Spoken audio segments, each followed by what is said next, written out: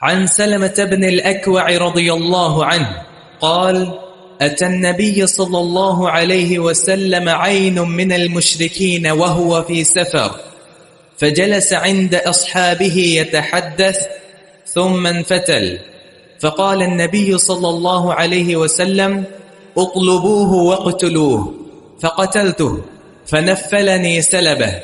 وفي رواية: فقال: من قتل الرجل؟ فقالوا ابن الأكوع، فقال: له سلبه اجمع. شاید یہ وہی قصہ ہو جس کے راوی سلمہ بن اکوع رضی اللہ عنہ ہیں. فرماتے ہیں کہ اتى النبی صلی اللہ علیہ وسلم عین من المشرکین، رسول کریم صلی اللہ علیہ وسلم کے پاس ایک مشرک جاسوس آیا. عین کا معنی جاسوس، عین کا معنی آنکھ ہوتا ہے، کیونکہ جاسوس کا جو کام ہے اصل وہ آنکھ سے پورا ہوتا ہے. اپنی آنکھ سے وہ دیکھتا ہے، جاسوسی کرتا ہے، ترصد کرتا ہے، نگرانی کرتا ہے. کیونکہ اس کا سارا عمل آنکھ سے ادا ہوتا ہے، اس لیے جاسوس کو یہ عین کا لفظ دے دیا گیا، یعنی آنکھ کا لفظ اس کو دے دیا گیا. اصل معنی اس کا جاسوس ہے. ایک حاسوس ہے، تجسس اور تحسس. تجسس کا معنی وہ جاسوسی جو جاسوس کو بھیج کر کی جائے، اور تحسس حاسہ سے وہ جاسوسی جو انسان خود کرے اپنے حواس سے، اپنی آنکھوں سے دیکھے، اپنے کان کھول کے سنے یا سونگے کہ کیا پکڑا ہے، کیا ہو رہا ہے. یہ تحسس ہے. حدیث میں لا تجسسوا ولا تحسسوا، نہ جاسوسی کرو تجسس اور نہ تحسس کرو اپنے بھائیوں کا. لیکن یہ جاسوس مشرک تھا جو آیا تھا فتح مکہ کے بعد، جو ہے وہ نگرانی کرنے کے لیے، جاسوسی کرنے کے لیے.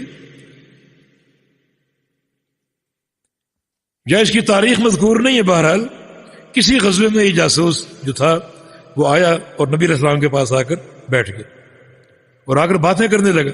فجلس عند اصحابہ، صحابہ کے پاس آ کر بیٹھ گیا اور آ کر باتیں کر رہے، اور باتیں ایسی گویا راز لینے کی کوشش کر رہے. ثم انفتل، پھر وہ تھوڑی دیر بعد لوٹ گیا. تو اللہ تعالیٰ نے بذریعہ وحی نبی علیہ السلام کو آگاہ کر دیا کہ فلاں شخص جو آیا تھا وہ جاسوس تھا. آپ خود عالم الغیب نہیں تھے اور نہ کوئی صحابی عالم الغیب تھا. علم غیب کا دعویٰ اللہ کے علاوہ کسی اور کے لیے کہ فلاں نبی غیب جانتا ہے اور فلاں ولی غیب جانتا ہے، یہ دعویٰ کفر ہے. جو بندہ یہ دعویٰ کرے گا کسی نبی یا ولی کے لیے، وہ ملت اسلامیہ سے خارج ہو جائے گا. عالم الغیب صرف اللہ کی ذات ہے. چنانچہ وہ شخص چلا گیا. فقال النبی صلی اللہ علیہ وسلم اطلبوہ واقتلوہ، جو شخص ابھی آیا تھا اس کو تلاش کرو اور قتل کر دو. اب صحابہ نکلے، کوئی گھوڑے پر سوار اور کوئی پیدل دوڑا. سلمہ بن اکوع فرماتے ہیں میں نے اس کو جا لیا. اور سلمہ بن اکوع ان کی خوبی یہ تھی کہ بہت تیز دوڑتے، کان شدید العدو، بہت تیز دوڑتے تھے.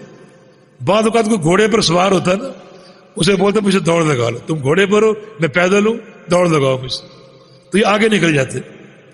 اور ان کو وہ قصہ معروف ہے جو نبی علیہ السلام کے اونٹ کسی نے چوری کر لیے تھے اور لے کر غائب ہوا، تو آپ نے صحابہ کو اطلاع دی. سب صحابہ نکلے اور یہ بھی نکلے اور یہ پہلے پہنچ گئے. حالانکہ گھڑ سوار بھی تھے، وہ نہیں پہنچ پائے، لیکن یہ پیدل دوڑ رہے تھے اور سب سے پہلے پہنچ گئے.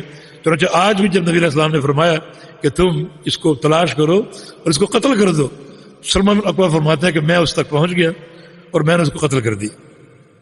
فنفذنی صلبہ، تو نبی علیہ السلام نے جو اس کا سامان تھا سارا، اس کی درع، اس کی ڈھال، اس کی تلوار، اس کی تیر کمان وغیرہ، نیزے جو اس کے پاس موجود تھے، وہ آپ نے مجھے عطا فرمائے. نفلنی کا معنی اضافی دینا. اضافی کا معنی یہ کہ مجھے غنیمت کا مال تو ملا، لیکن ساتھ ساتھ یہ زائد بھی ملا کہ اس کا جو سلب تھا، اس کا جو سامان تھا، کیونکہ وہ میرا مقتول تھا اور میں اس کا قاتل تھا، تو اللہ کے پیغمبر نے مجھے وہ عطا فرمایا. اور ایک روایت میں الفاظ ہیں، آپ فرمایا کہ من قتل الرجل، آپ کو اطلاع مل گئی کہ اس جاسوس کو قتل کر دیا گیا. فرمایا اس کو کس نے قتل کیا ہے؟ فقاد لوگوں نے ابن الاکوع، ابن الاکوع نے قتل کیا. فقاد اللہ صلب اجمع، تو آپ نے فرمایا کہ اس کا سارا سامان ابن اکوع کو دیا جائے گا، سلمہ بن اکوع رضی اللہ عنہ. جی